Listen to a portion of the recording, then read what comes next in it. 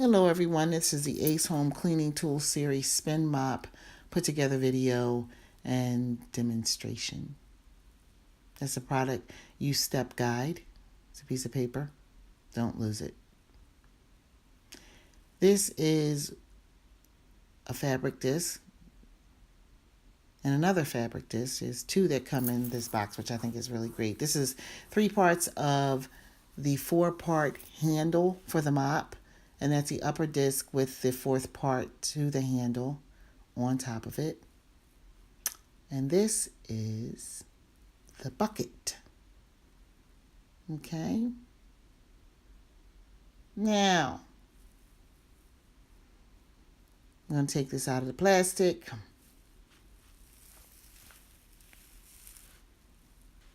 I'm going to just, take out the 3 pieces of the handle in that plastic bag. Here go once again the fabric disc. For the purpose of this video, obviously I only need 1 disc.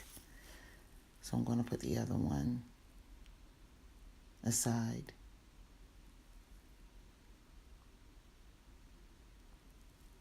Now, putting together this handle is fairly intuitive. Just make sure that you really jam this entire thing together. I mean, pretty hard, because it felt kind of wobbly the first time that I mopped with it. So I kind of had to put it together a little harder again. So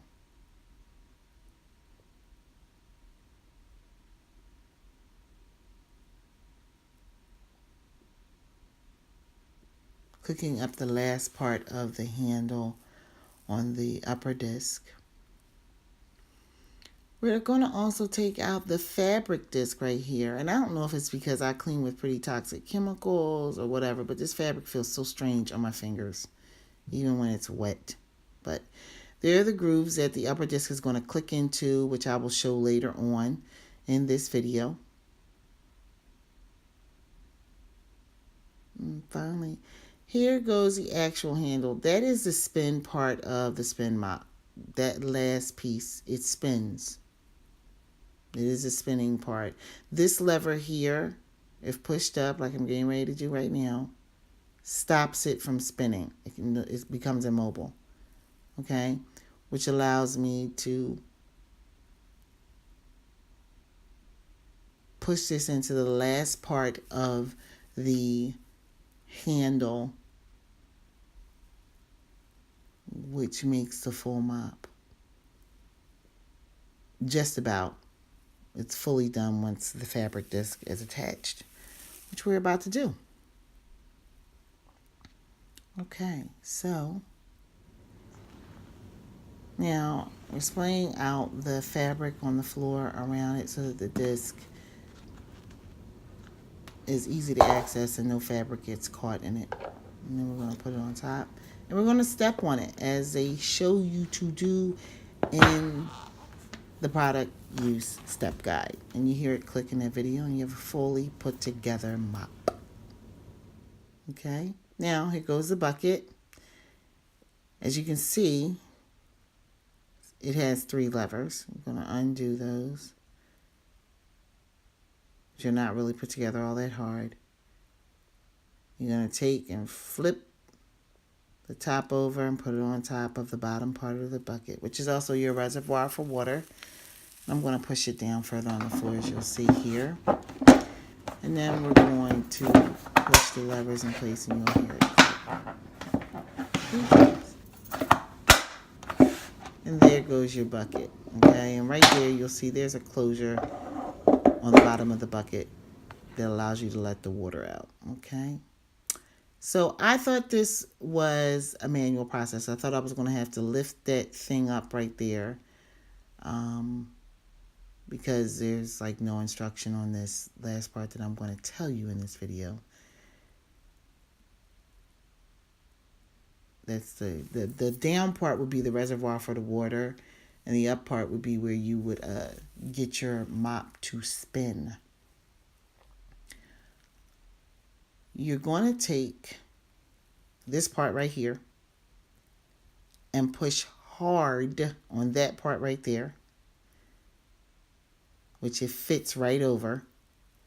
And it allows you to pull up that chamber and turn so that it becomes static, and you can spin it up from up top and it's somewhat drying the fibers.